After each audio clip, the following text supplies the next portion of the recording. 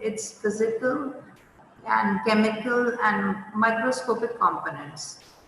And there you can have urine DR by many tests, by different laboratories, by basically doing different tests. But we are not interested in that. That you can learn in microbiology and parasitology. But here we should know that whatever report you see of a patient or of a normal person in urine DR, you should know what to pick out of it, right? What you have to pick up.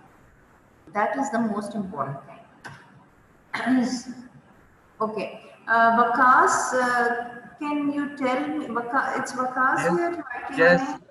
yes. अच्छा, This is Vakas, Vakas. Yes, ma'am. I ask a question to the students, तो ये लोग मुझे कैसे जवाब देंगे?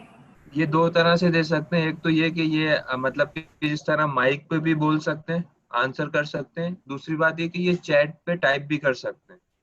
Chat पे भी ऑप्शन होता है, ये आपको रिस्पॉन्स चैट पे भी कर सकते हैं और माइक पे बोल भी सकते हैं, हैंड रेस करके उनका माइक अनम्यूट हो जाएगा। अनम्यूट होता है उनका माइक, अनम्यूट कर दूं मैं? जो हैंड रेस करेगा उनका माइक अनम्यूट कर देंगे, मैं कर दूंगा। ओके, अच्छा, ये व्हाई दोनों। परफॉर्म अ यूरिन, ठीक है मैं समझ गई, thank you. Why perform a urine analysis, अब सवाल ये है कि आप यूरिन एनालिसिस किसी का कराते ही क्यों हैं? Generally, we do it in a normal situation. Basically, at at the community level, we do it usually for detecting a infection.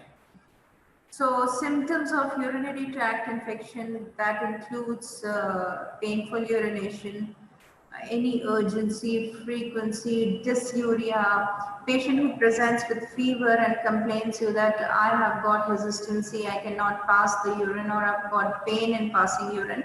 You think that this is most probably infection and you have to get first urine analysis, and then you can go ahead getting a urine culture on that patient. So first and foremost investigation is urine analysis, urine DR. Other conditions in which you need to have a urine DR is when you have to diagnose a urological condition, any pathology, or you have to diagnose a renal disease.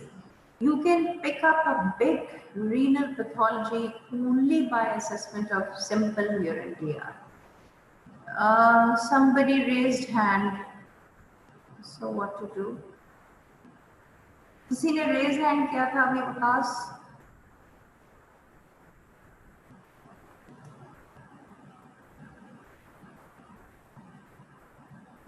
Okay, so and also in elderly patients, when you see that these patients are just drowsy or delirious and they are not in their general condition, so you go for urine analysis. उसकी वजह ये है कि UTI is the commonest infection in elderly people, and elderly people usually do not mount fever, and they are just quiet, they just get delirious, and there you have to get a urine analysis in in order to detect कि ये इनको urine में infection तो नहीं हो रहा। तो हमेशा याद रखें एल्डरली लोगों के अंदर यूरिन एनालिसिस बहुत इंपॉर्टेंट है, ठीक है। Now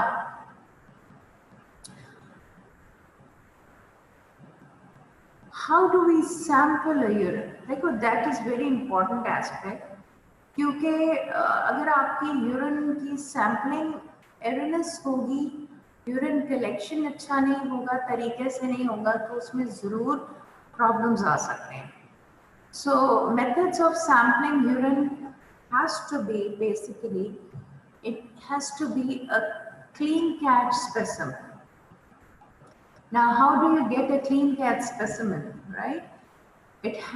Preferably it should be first morning void, early morning void. Although this is usually not possible, but patients should waste first 5 ml and then they should catch the midstream. उसकी वजह usually ये होती है कि जो शुरू का आप वेस्ट कराते हैं यूरिन, जो आप पेशेंट से कहते हैं कि शुरू का आप अवॉइड कर दें और मिड स्ट्रीम का आप कलेक्ट करें, After washing the area, you collect the midstream sample. Why? To avoid contamination, right? क्योंकि अगर contamination आ जाएगी तो बिला वजह का infection नजर आएगा उसमें, और फिर उसको आप गलत तो नहीं, गैर जरूरी ट्रीट कर देंगे, which is not fair. So you should explain the patient first कि यूरिन डियर कराना कैसे है, तरीकाकार कैसे है, और उसके बाद फिर आप उसका असेसमेंट करते हैं. कैथेटर स्पेसिमेन, जो फोलीज कैथेटर डाला होता है पेशेंट्स को, in those patients you should ask the nurse or whoever is collecting the sample, you should ask the person to collect it from the tubing जहाँ पे Follies का bag attach कर रहे होते हैं आप, जहाँ पे बैग का उसके कैथेटर के साथ बैग अटैच कर रहे होते हैं, तो वहाँ पे से आप बैग की अटैचमेंट हटाएं, remove the bag attachment and you get the fresh sample that has been just voided into the tubing, उसको आप डायरेक्ट किसी कंटेनर में कलेक्ट कर लें. So you should not collect the bag sample. जो urine का bag होता है उसका सैंपल नहीं कलेक्ट करना होता, because that is always contaminated and that उसके अंदर जरूर बैक्टीरिया ग्रो करते हैं. ठीक है, तो उसको आप कलेक्ट ना करें. अगर कैथेटर से लेना है तो you get a fresh catch which when you detach the tube of the collecting bag, if you detach it from the upper portion of the bag, you will get the fresh catch. ये है तरीकाकार उसका sampling का. अब हम what do you assess in urine basically करते क्या है आप उसमें? उसमें आप उसका मेजर जो है that is the macroscopic examination and the other one is microscopic examination. तो मैक्रोस्कोपिक उसका जो एग्जामिनेशन है that basically tells you about these. अगर मैक्रोस्कोपिक है you see it with the naked eye. So जो मैक्रोस्कोपिक है in that you usually look for specific gravity, the color, and you have the odor, okay, and you can see any big something pus or anything in the urine, you can see with the naked eye. बाकी जो microscopic examination है that reflects the major constituent of renal pathology, right? So I'll tell you how to read it, how to analyze it, right? By macroscopic पे आ रहे हैं, बड़े बड़े interpretation के ऊपर आ रहे हैं, जो सामने आपके सैंपल बॉटल में पड़ा हुआ है उसकी बात हो रही है.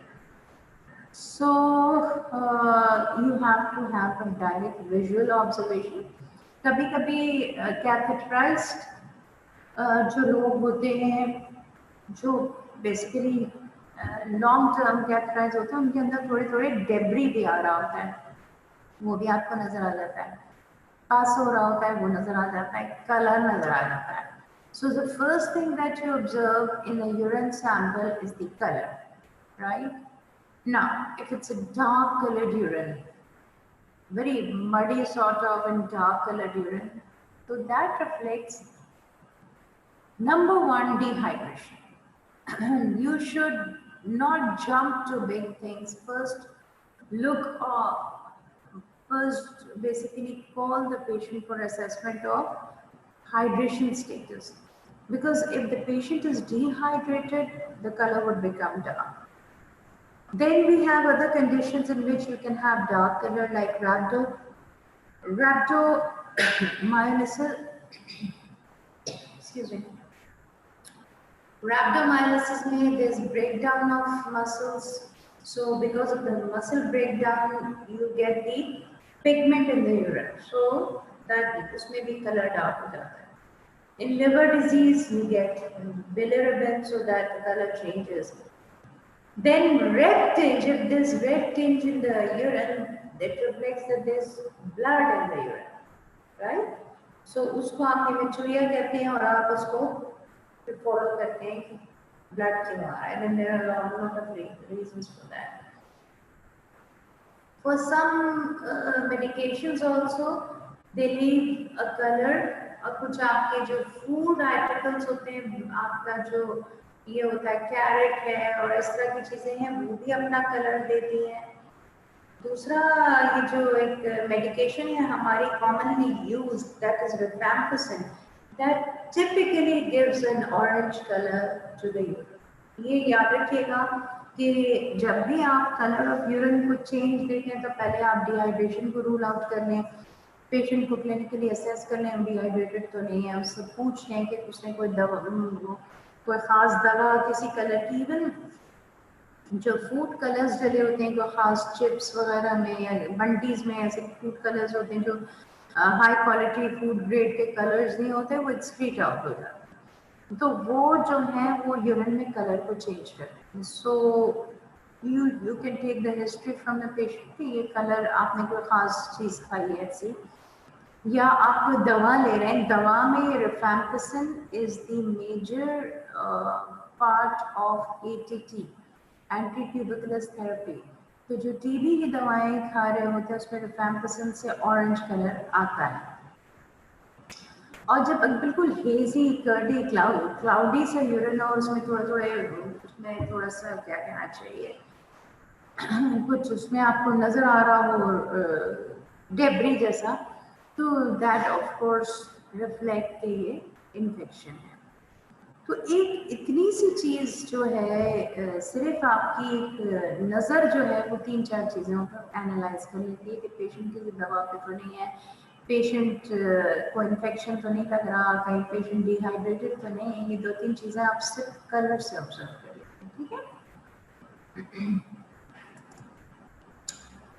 उसके बाद फिर आप डिपस्टिक इंट्रोडक्शन, ये होता है डिपस्टिक एक तरीक़ाकार है, उसमें आप उसमें स्ट्रिप को सैंपल में डालते हैं यूरिन के, और उससे डिफरेंट केमिकल रिएक्शंस आते हैं, तो उससे आपको पता चलता है कि इसमें प्रोटीन है कि नहीं है, वो ल्यूकोसाइट एस्ट्रेस आ रहा है कि नहीं आ रहा है, ये सारी चीज़ें उसमें आपको नज़र आती हैं, ठीक है।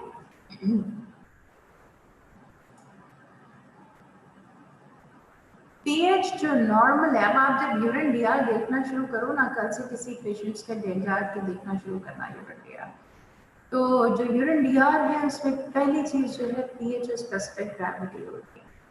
For a pH that is जरा बड़ी रेंज है पीएच की, 5 से लेके 8 तक। 4.5 इज अ बिट लो, लेकिन 5 से लेके 8 तक यूरिन की पीएच होती है। Below 5 the urine is acidic, and above 8 it is alkalotic.